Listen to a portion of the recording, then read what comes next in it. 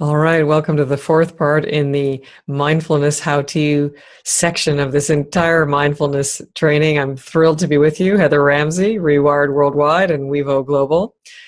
As you are probably aware by now, we've got the initial level ones in Mindfulness 101 training that has preceded this, and in level 2, the myth busting of mindfulness, what it is and what it isn't, and the level 1 including, of course, what is it and why do it for you, and what benefits, lifelong benefits you can reap from it. And then into this third level of mindfulness how-tos. And this is part 4 in this series. So looking at how to in terms of this mindfulness practice. And we have looked at both the pillars that you're building in your mindfulness practice of mindfulness and equanimity should be very familiar to you now. The building of deeper awareness and allowingness. In the last few trainings, we looked at what are your possible objects of meditation. 3 very simple categories that make up your entire human experience: see, hear, and feel. And now taking it to one level deeper or more specific or more effective for you, which is the practice of adding labels to your object of meditation when you're meditating. So the image that I'm going to bring up is identical to the image of the last training in terms of what are your possible objects of meditation. The only concept I'm layering on here now or adding to you or giving to you as the next layer in this mindfulness training and in you building mastery in this epically valuable human skill is the addition of labels, meaning actually saying your object of meditation either out loud or internally to yourself. So let me give you that visual to be more specific. So coming back to you in the center of your experience of life, and that you have both your inner world and your outer world. And we brought in 6 main categories or objects of meditation that you could choose to focus in on. The 3 main clusters are see, hear, and feel, which makes up, has, is now, and will forever make up your entire human experience. Pretty all-inclusive package of see, hear, and feel, and then focusing them in on your inner world of see in, hear in, and feel in, and your outer world of see out, hear out, and feel out. And so what we're adding here now is simply the skill building of actually labeling your object of meditation. So you don't, for instance, sit down for 20 minutes and say, I'm going to focus on see out. And 20 minutes later, you have completely lost consciousness and were never built any awareness or equanimity, and you wondered what you actually did, and was it actually mindfulness or meditation, or did you build any strengths at all? Of course, as we say in the practice, there's no such thing as a bad sit or a bad meditation or mindfulness practice. Having said that, labels will become your new best friend. They are infinitely valuable in you actually building your length of ability to concentrate or to focus and have clarity through mindfulness, and your ability then to soak things with equanimity or deep okayness or allowingness, and ultimately unconditional love. So welcome to the world of labels. And it's not like labeling somebody like you're a jerk by any stretch of the imagination. It's simply using these 6 objects of meditation or labels: see out, hear out, feel out, clockwise on the outer game, and see in, hear in, and feel in as labels. Use them as a tool. That's why we kept them 1 syllable short, simple. And again, always giving credit to Shinzen Young, my teacher of over 21 years, and the brilliance of his scientific approach to you understanding your own human experience. And so labels. So how that sounds or looks like, again, you have 2 options. You're either saying them out loud, and in the beginning, and in fact, anytime when you're practicing, highly recommended to increase your concentration and clarity. It's like going to the gym and saying, okay, I'm going to do chin-ups or push-ups, and actually going 1, 2, 3, 4, 5, 6. It builds focus and concentration and momentum and energy and excitement and commitment. So absolutely, the one option being to label or state your label out loud, and the second option is to say it internally in your herein, so to speak. So here's what it can sound like. Let's say you're choosing to have your object of meditation as see out, the one of 6 categories where your eyes will be open. The other 5 you can close your eyes for.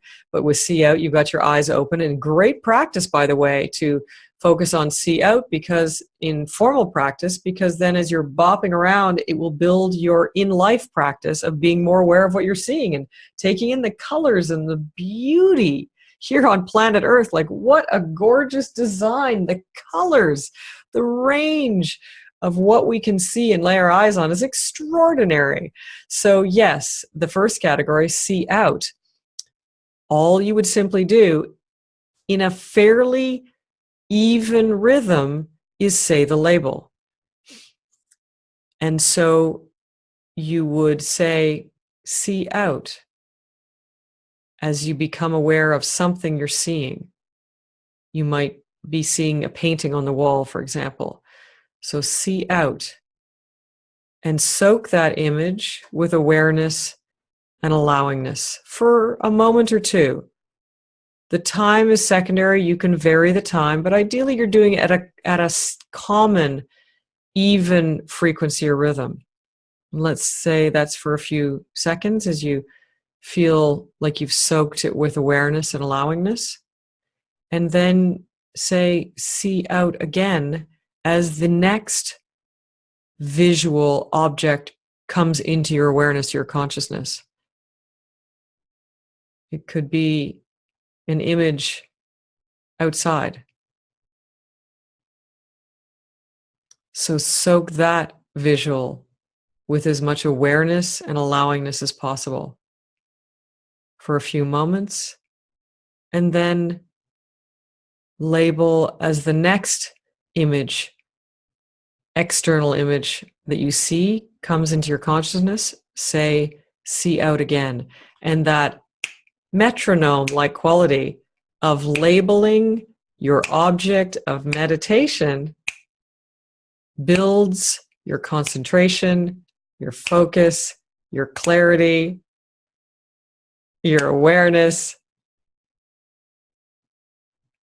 and your ability to soak your object of meditation with mindfulness and with equanimity. Hence, doubling, tripling, quadrupling your focus. Most humans are pretty scattered, pretty fragmented in their ability to focus. How much smarter would you be? How much richer would you be?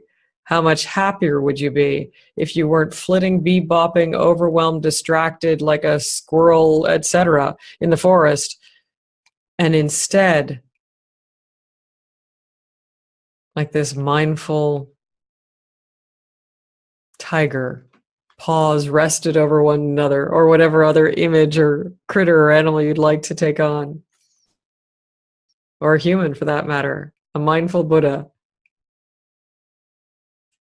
resting with complete awareness, in this case of see out. This time I'm not going to cycle through all 6 of your options as I did last training. I'm simply introducing you to the invaluable addition of labels, of labeling what your object of meditation is. So again, you don't have one moment out of 20 minutes of being aware of your chosen object of meditation. You might have 20 moments or 200 moments or 2,000 moments of awareness. Wow. There is no doubt that that will translate into your practice in life and you being more aware of your clients, the groceries, what you're chefing, how you're dancing, whatever you're doing in the day, you're going to have more awareness of it. So enjoy the addition, the simple and singular addition that I've given you of using labels, whether you're going to practice now as this training ends, and or each day as you practice until you choose to meet again. Introduce the activity. And I would try both. Try labeling out loud. And it can be sort of, if you're alone, it can be quite audible, like see out, see out, see out. And or practicing that internal labeling. It sounds the same internally with a similar healthy rhythm. Enough time to soak whatever came into your consciousness, whatever image you saw, with awareness and allowingness, yet not so much time that you get distracted. So bringing yourself back, finding that ideal rhythm for you, labeling out loud or internally.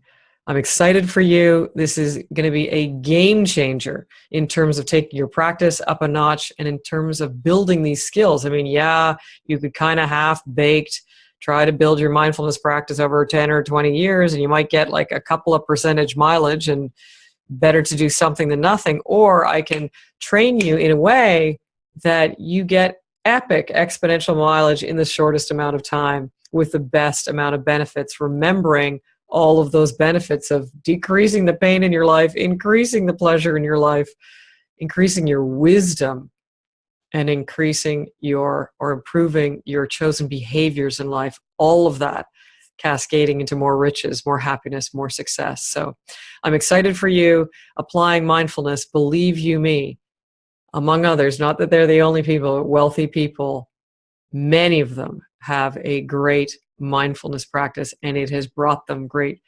objective riches as well as, and for sure, great inner riches. So enjoy the practice, add labeling on, practice it out loud, whispering it and or internally, all of which have merit and value. You are the experimenter in your own life laboratory and experiment. So go to it, practice, and looking forward to taking your game up to the next notch.